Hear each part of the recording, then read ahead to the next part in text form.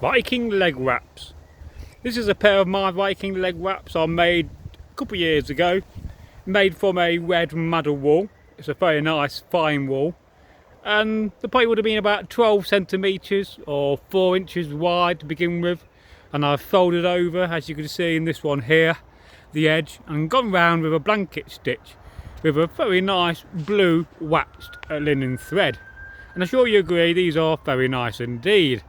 Now if you do go and buy some whittingers, as I like to call them, or leg wraps, or as Eggle likes to call them, putties, which comes from an Urdu word for leg wraps or leg bindings to protect you from soil and dirt and dust.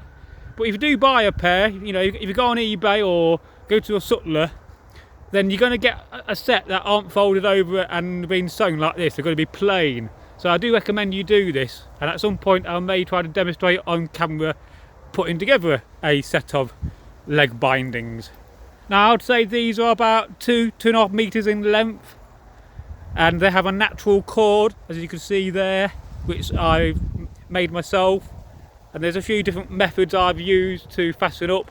A lot of time you will see them being fastened up with little brooches, but I don't like that method myself.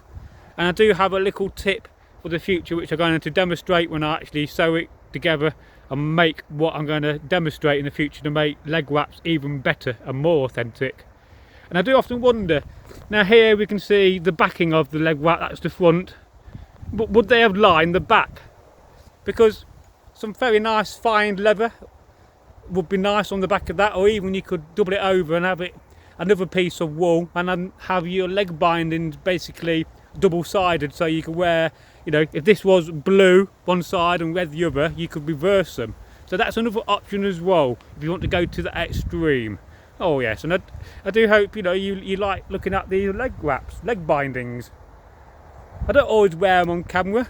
You know, some days that's down to laziness and I've got too much to do, but some days I do like to wear them.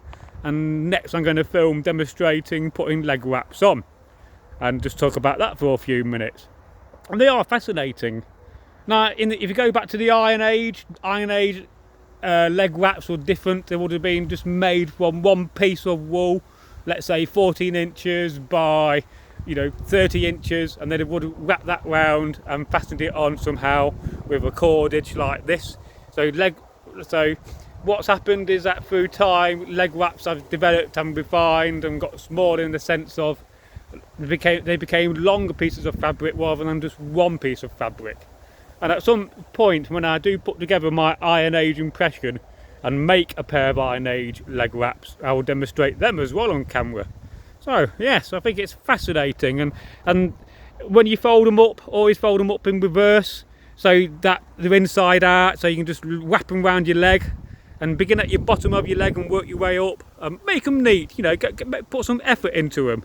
So, and as you say, that cord there is at the end of this one, and so the cord in here is right in the middle. So I put the cord down.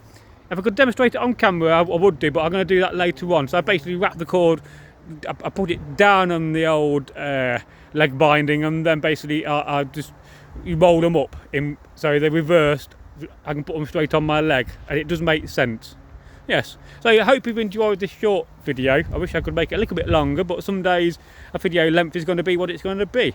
And if you could do two things for me, is to A, share the video, and B, secondly, give it a like. Thank you very much. Oh yes, leg bindings, a cool thing.